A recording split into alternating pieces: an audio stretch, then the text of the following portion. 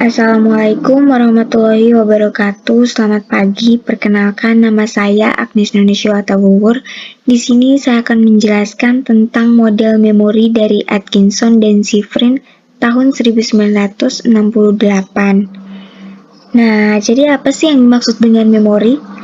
Memori merupakan kemampuan manusia dalam mengingat, menyimpan, atau mempertahankan informasi dan pengalaman.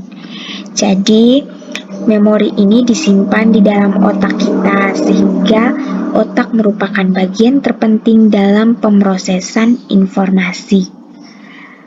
Dalam psikologi kognitif, sudah banyak sekali model-model yang telah diajukan oleh para ahli, salah satunya oleh Atkinson dan Shiffrin. Jadi, model Atkinson dan Shiffrin ini menyatakan bahwa setiap informasi yang masuk akan diproses dalam 3 tahapan, yaitu seperti yang sudah teman-teman lihat pada PowerPoint ini.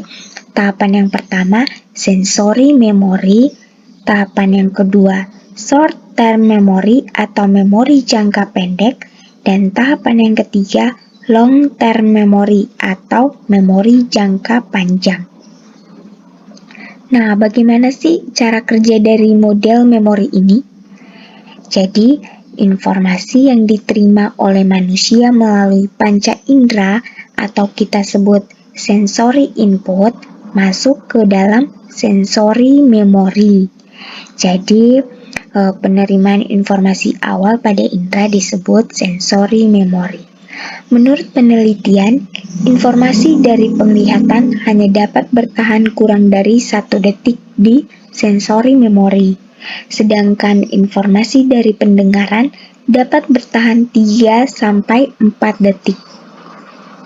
Kemudian, jika perhatian atau attention ini tidak diberikan kepada informasi, maka informasi tersebut akan menghilang atau di-say.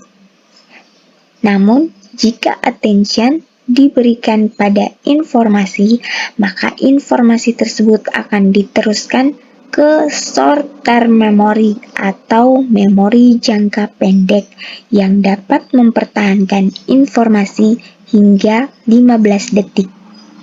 Jadi, kita dapat menyadari akan peran pentingnya perhatian atau attention tadi dalam memproses suatu informasi ya teman-teman. Walaupun ratusan atau ribuan informasi yang sebenarnya berada di hadapan kita setiap saat, tetapi jika kita tidak memperhatikannya, maka sekian banyak informasi itu tidak akan memasuki pikiran dan tidak akan pernah diproses atau dilanjutkan pada storage berikutnya. Kemudian ketika informasi sudah masuk ke short term memory ini, apa sih yang akan terjadi pada informasi di short term memory ini? Nah, informasi tersebut juga akan menghilang atau displacement jika kita tidak melakukan rehearsal atau pengulangan, dan informasi tersebut tidak dapat diolah atau diteruskan ke long term memory atau memori jangka panjang. Namun, jika pengulangan itu dilakukan, maka informasi tersebut dapat diteruskan ke long term memory atau memori jangka panjang. Nah, ketika informasi sudah masuk ke long term memory, apa yang akan terjadi? Jadi, informasi yang berhasil diantarkan ke long term memory ini akan bersifat permanen dengan kapasitas yang tidak terbatas, dan informasi yang berada di long term memory ini akan diperlukan di masa yang akan datang.